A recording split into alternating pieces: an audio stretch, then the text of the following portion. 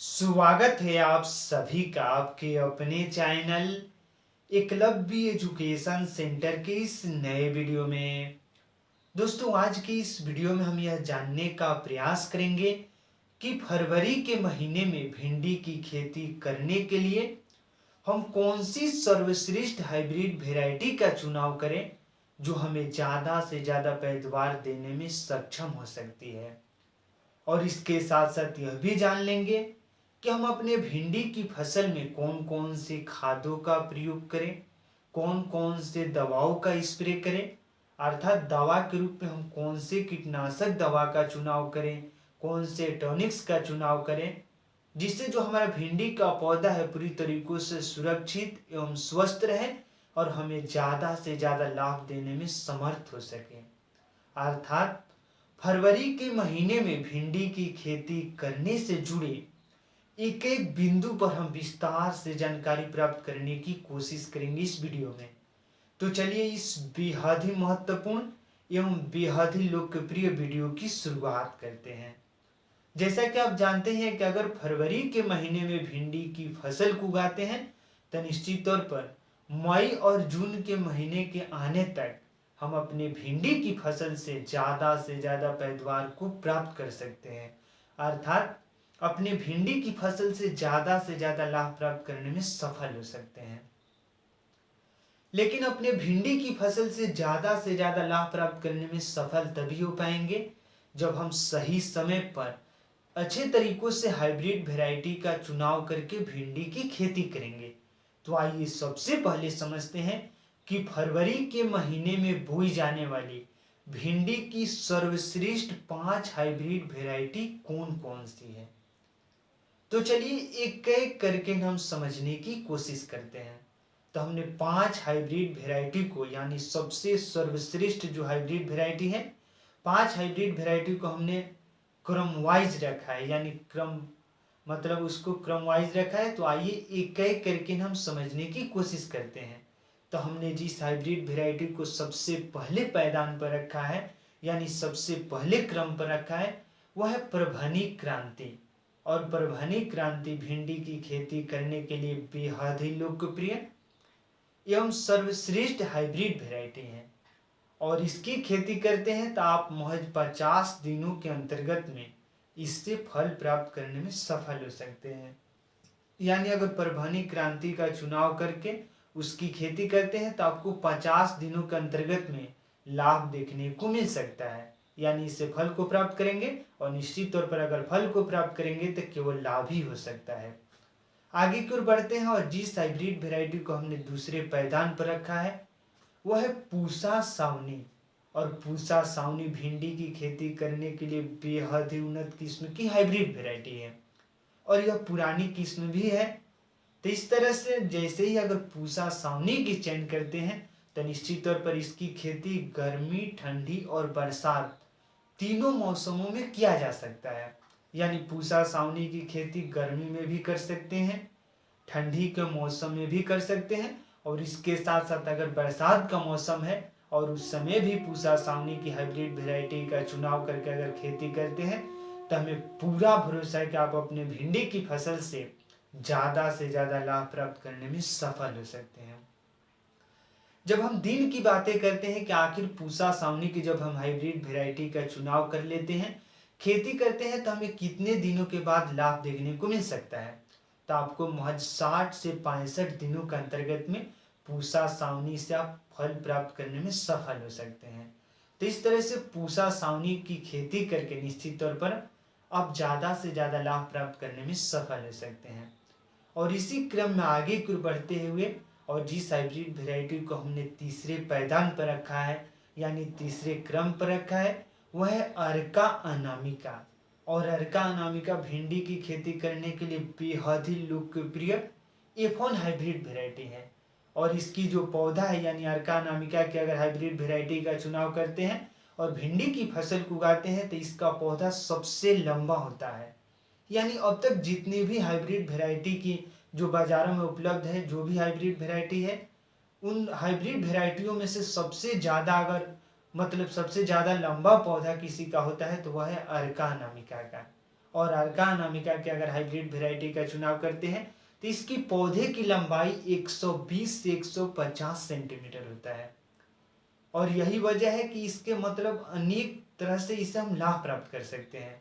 जैसे अनेक इसकी डालियां है, शाखाएं है, तो इस तरह से ज़्यादा अगर पैदावार देने की अगर क्षमता किसी में है तो है अर्का अनामिका। तो इस तरह से अर्का अनामिका का भी चुनाव करके आप इस फरवरी के महीने में भिंडी की फसल को उगाते हैं तो हमें पूरा भरोसा है कि आप अपने भिंडी की फसल से ज़्यादा लाभ प्राप्त करने में सफल हो सकते हैं।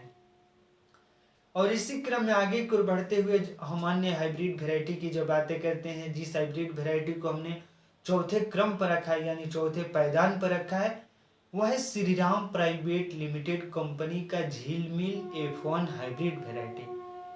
और यह किसानों के बीच में बेहद ही लोकप्रिय F1 हाइब्रिड वेराइटी बन चुकी है। यानी मौजूदा दौर के जो भी किसान हैं वह निश्चित तौर पर Shri Ram private limited company के जो भी हाइब्रिड वेराइटी उपलब्ध हो रहे हैं उस पर काफ़ी भरोसा जता रहे हैं। और यही वजह है कि लोकप्रियता की श्रेणी में Shri Ram private limited company का झिलमिल F1 हाइब्रिड वेराइटी भी शामिल हो चुकी है। तो इस तरह से Shri Ram private limited company का जो झिलमिल F1 हाइब्रिड वेराइटी है उसका भी चयन करके आप अपने भिंडी की फसल से ज़्यादा लाभ प्राप्त करने में सफल हो सकते हैं। और जिस हाइब्रिड वेराइटी को हमने सबसे आखिरी पैदान पर रखा है यानी सबसे अंतिम क्रम पर रखा है वह है राधिका भिंडी। और राधिका भिंडी बेहद ही पुरानी किस्म है और इसका भी चयन करके निश्चित ही आप अपने भिंडी की फसल से लाभ प्राप्त करने में सफल हो सकते हैं। तो हमने पूरी तरीकों से समझ चुके हैं सर्वश्रेष्ठ 5 हाइब्रिड वेराइटी को। अगर इनमें से किसी एक का चुनाव करते हैं और इस फरवरी के महीने में भिंडी की फसल को उगाते हैं तो हमें पूरा भरोसा है कि आप अपने भिंडी की फसल से सबसे ज़्यादा लाभ प्राप्त करने में सफल हो सकते हैं। लेकिन हमें यह भी ध्यान में रखना होगा कि केवल अच्छे तरीकों से हाइब्रिड वेराइटी के चुनाव कर लेने से ही मात्र हम अपनी भिंडी की फसल से लाभ प्राप्त करने में सफल नहीं हो सकते हैं। हमें सही समय पर सही तरीकों से मिट्टी का चुनाव करके उसमें अच्छे तरीकों से खादों का प्रयोग करके भिंडी की खेती करनी होगी। तो आइए अब समझते हैं कि हम अपने भिंडी की बुआई से पहले अपने खेत में यानी अपनी मिट्टी में हम कौन कौन से खादों का प्रयोग करके उसके बाद भिंडी की रुपाई की प्रक्रियाओं को करें। यानी भिंडी का जो भी बीज का रोपण है उसके बाद हमें पहले खादों का प्रयोग करना होगा। तो खाद के रूप में हम अपने भिंडी की फसल की बुआई से पहले अगर 6 से लेकर 8 टन प्रति एकड़ यानी 6 से 8 टन अगर गोबर का खाद प्रयोग करते हैं प्रति एकड़ में तो निश्चित ही हमें अन्य खादों की आवश्यकताएं लगभग कम हो सकती है। तो इस तरह से 6 से 8 टन प्रति एकड़ हमें गोबर का खाद प्रयोग कर देना है। यह बुआई से पहले ही प्रयोग करना है। और उसके बाद अगर बुआई की प्रक्रियाओं को करते हैं तो जैसे ही हमारा भिंडी का पौधा लगभग 20 से 25 दिनों का हो जाए यानी जैसे 20 से 25 दिनों का जब पौधा होगा तो उसमें हमें अन्य खादों की भी प्रयोग करना होगा जैसे नाइट्रोजन, फास्फोरस और पोटास। नाइट्रोजन, फास्फोरस और पोटास की जब हम मात्राएं की बातें करते हैं कि आखिर हम कितनी मात्रा में प्रयोग करें तो हमें 32 केजी नाइट्रोजन का प्रयोग करना है। इसके बाद 24 केजी फास्फोरस और पोटास का प्रयोग करना है। लेकिन हमें यह ध्यान में रखना होगा कि नाइट्रोजन को 2 भागों में बांट देना है। यानी पहली बार जब हम प्रयोग करेंगे 20 दिनों के पौधे में तो हमें मात्र 16 केजी मतलब नाइट्रोजन का प्रयोग करना है और यह प्रति एकड़ की हम बातें कर रहे हैं। तो इस तरह से हमें मिनिमम खादों का प्रयोग करना है और भिंडी की फसल में लगभग मिनिमम खादों की ही आवश्यकताएं होती हैं। तो इस तरह से जैसे जब हम दूसरी खादों की ओर बढ़ेंगे तो निश्चित ही हम दूसरी खाद के रूप में जैसे ही प्रयोग करेंगे तो उसके बाद हमें 16 केजी मतलब नाइट्रोजन का प्रयोग कर देना है। अगर इन तमाम खादों का प्रयोग करते हैं तो निश्चित तौर पर जो भी हमारा भिंडी का पौधा है वह जल्दी से ग्रोथ कर सकेगा और उसमें ज़्यादा से ज़्यादा फूल और फल लगने की संभावनाएं हो सकती है। लेकिन इसी क्रम में हमारे भिंडी की फसल में रोग लगना भी शुरू हो जाते हैं। यानी जैसे हमारा भिंडी का पौधा लगभग 20 दिनों के बाद का होता है यानी लगभग 20 से 40 दिनों के अंतर्गत में रहता है तो उसमें तमाम तरह के रोग लगने की जो प्रक्रिया है पूरी तरीकों से शुरू हो जाती है। और उस समय ही हमें अपनी भिंडी पर पूरी तरीकों से नज़र को बनाए रखना चाहिए। जैसे सबसे खतरनाक जो रोग लगता है कि पत्ते पीले हो जाते हैं, यानी यल्वेन मोजेक विषाणु, इसको सामान्य तौर पर कहा जाता है। लेकिन जब हम सामान्य तौर पर अगर किसानों के रूप में कहें तो जो पत्ते अगर पीले हो जाते हैं भिंडी की, तो निश्चित तौर पर भिंडी की फसल में जो फूल और फल लगने की संभावना है पूरी तरीकों से समाप्त हो जाती है। तो आखिर पत्ते जो पीले होते हैं उसके हम समस्याओं को कैसे समय रहते दूर कर सकते हैं। तो अगर पत्ते अगर हरे भरे हैं तो निश्चित तौर पर अगर हम खादों की कुछ कमी कर देंगे तो निश्चित तौर पर पत्ते पीले हो जाएंगे। तो इस तरह से खाद के रूप में हमें विशेष ध्यान देना होगा कि अपने भिंडी की फसल में नाइट्रोजन, आयरन और मैग्नीशियम की कमी बिल्कुल भी नहीं होने देनी है।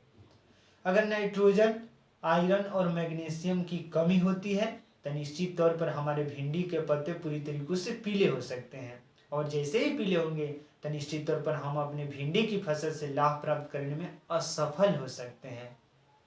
तो महत्वपूर्ण बात यही है कि हमें नाइट्रोजन, आयरन और मैग्नीशियम की पूर्ति कर देनी है समय रहते और सही टेक्निक का प्रयोग करके। और इसके साथ साथ हमें यह भी ध्यान में रखना होगा कि अगर पानी का जमाव कर देते हैं अपने फसल में तो उस समय भी हमारे भिंडी की पत्तियां पूरी तरीके से पीली हो सकती है। तो पानी का जमाव हमें बिल्कुल भी नहीं करना है। यानी जैसे सिंचाई की अवधि की कल्पनाएं जब करते हैं तो मान लीजिए अगर आज सिंचाई कर रहे हैं तो जब हम अगली सिंचाई करेंगे तो निश्चित तौर पर जो भी हमारा खेत का मिट्टी होगा यानी मिट्टी पूरी तरीकों से सूख जानी चाहिए। अगर गीली मिट्टी है पुनः हम सिंचाई कर देते हैं, अगर नमी युक्त मिट्टी है पुनः उसमें नमी डाल देते हैं यानी नमी की पूर्ति कर देते हैं सिंचाई करके, तो निश्चित तौर पर हमारा भिंडी का पौधे का जो पत्ता है पूरी तरीके से पीला हो सकता है। और जैसे ही भिंडी का पत्ता पीला होगा तो निश्चित ही हम अपने भिंडी की फसल से लाभ प्राप्त करने में सफल हो सकते हैं और हमारी जो तमाम लागत है वह सभी नष्ट हो सकती है। तो इस तरह से एक अगर हम चूक कर देते हैं तो निश्चित तौर पर हमें तमाम हानियों की संभावनाएं हो सकती है। तो इस तरह से हमें बिल्कुल भी इन तरीकों से इस सबसे कठिन जो कार्य है कि हमें नाइट्रोजन, आयरन और मैग्नीशियम की पूर्ति कर देनी है। और इसके साथ साथ जैसे ही हमारे भिंडी की फसल में जब फूल और फल लगने शुरू हो जाते हैं तो उस समय कीटाणु जो होते हैं पूरी तरीकों से फूल को नष्ट करने लगते हैं। तो इस तरह से कीटाणुओं से भी अपने भिंडी की फसल को सुरक्षा प्रदान करना है। तो जब हम कीटाणुओं से सुरक्षा प्रदान की जब कल्पनाएं करते हैं कि आखिर हम अपने भिंडी की फसल में कौन कौन से कीटनाशक दवाओं का प्रयोग करें, तो कीटनाशक दवा के रूप में हम एफएमसी कुराजन का प्रयोग कर सकते हैं। और एफएमसी कुराजन अब तक सर्वश्रेष्ठ एक कीटनाशक दवा के रूप में बाजारों में उपलब्ध है। तो सबसे सर्वश्रेष्ठ अगर कोई कीटनाशक दवा है तो वह है एफएमसी कुराजन। और इसका प्रयोग कर देते हैं तो निश्चित तौर पर हमारे भिंडी का फसल में जितने भी कीटाणु लगे होंगे वह पूरी तरीकों से नष्ट हो जाएंगे और हमारा भिंडी का पौधा पूरी तरीकों से सुरक्षित एवं स्वस्थ रहेगा और हमें केवल लाभ ही दे सकता है। जब हम अन्य कीटनाशक दवाई की जब कल्पनाएं करते हैं तो धानुका E1 है, इसके साथ साथ कानकोर है यानी कानकोर का भी हम प्रयोग कर सकते हैं। जब हम इसकी मात्राएं की बातें करते हैं तो 120 से 150 ml प्रति एकड़ के हमें हिसाब से प्रयोग करना है। यानी कानकोर भी बेहद ही लोकप्रिय कीटनाशक दवा है भिंडी की फसल में प्रयोग करने के लिए और इसका मात्रा 120 से 150 ml प्रति एकड़। जब हम अन्य कीटनाशक दवाओं की बातें करते हैं तो एजोक्सी का प्रयोग कर सकते हैं और यह आपको 200 ml प्रति एकड़ में प्रयोग कर देना है। अगर इन तमाम प्रयोगों को करते हैं अपनी भिंडी की फसल को उगाने के दौरान इस फरवरी के महीने में, तो हमें पूरा भरोसा है कि आप अपने भिंडी की फसल से सबसे कम लागत में सबसे ज्यादा लाभ प्राप्त करने में सफल हो सकते हैं। तो आज के इस बेहद ही महत्वपूर्ण वीडियो में बस इतना ही। अगर आप हमारे चैनल के साथ नए जुड़े हैं और वीडियो अच्छा लग रहा है, कुछ सीख पा रहे हैं इस वीडियो के माध्यम से, तो हमारे चैनल को कर दीजिए सब्सक्राइब ताकि हमारे द्वारा अपलोड किया गया हर वीडियो आपके पास सबसे पहले पहुंच जाए और हम तथा हमारी टीम भी उत्साहित महसूस करें कि आपको फरवरी के महीने में भिंडी की खेती करने से जुड़े एक एक बिंदु पर हम सही जानकारी देने में थोड़ा सा भी सफल हो रहे हैं। और आपको हम सबसे महत्वपूर्ण सूचना दे दें कि इस वीडियो के बाद हमारा केवल एकमात्र वीडियो आएगा और उसके बाद हमें पूरा भरोसा है कि हम पुनः अगले 2026 के अगस्त में एक नई शुरुआत हम करेंगे। यानी इसी चैनल पर जो अगला वीडियो आएगा वो अगस्त 2026 के अंतर्गत में आएगा, यानी अगस्त 2026 से हम शुरुआत करेंगे। तो 2025 के अंतर्गत में केवल एक वीडियो आएगा और वह भी लगभग 15 जनवरी से लेकर 20 जनवरी के बीच में एक वीडियो आएगा जो इन तमाम चीज़ों से हटकर वीडियो होगा। यानी हमारे जीवन के सबसे महत्वपूर्ण अगर कोई वीडियो होगा तो वह है 15 जनवरी से 20 जनवरी के बीच में, और उसके बाद वीडियो आएगा अगस्त 2026 में। तो हमें पूरा भरोसा है कि आप हमें शुभकामनाएं देंगे कि हम जो यात्राएं की शुरुआत करेंगे निश्चित ही हम सफल होंगे। और जैसे ही हम अगस्त 2026 में आपके सामने वीडियो को लेकर आएंगे तो एक नई ऊर्जा के साथ, नए उत्साह के साथ और एक नए अंदाज में हम लेकर आएंगे। और नई अंदाज होंगी यानी नया सिरा होगा, तो इस तरह से नया वीडियो आपको देखने को मिल सकता है। यानी तमाम चीज़ों से हटकर अब तक इस चैनल पर जितने भी वीडियो हैं उन वीडियो से सबसे अच्छा वीडियो आपको मिलेगा और सबसे अलग वीडियो। आप जैसे ही इस वीडियो के देखेंगे तो निश्चित तौर पर आपको उत्साहित महसूस होने की संभावनाएं हो सकती है। और हम बता दें पुनः कि 15 से 20 जनवरी के बीच में एक वीडियो आएगा मात्र, यानी 15 से 20 जनवरी 2025, और उसके बाद अगस्त 2026 में अगला वीडियो आएगा। निश्चित ही इसी चैनल पर आएगा और हम ही लाएंगे, यानी हम ही अगस्त 2026 में आपके सामने पेश होंगे।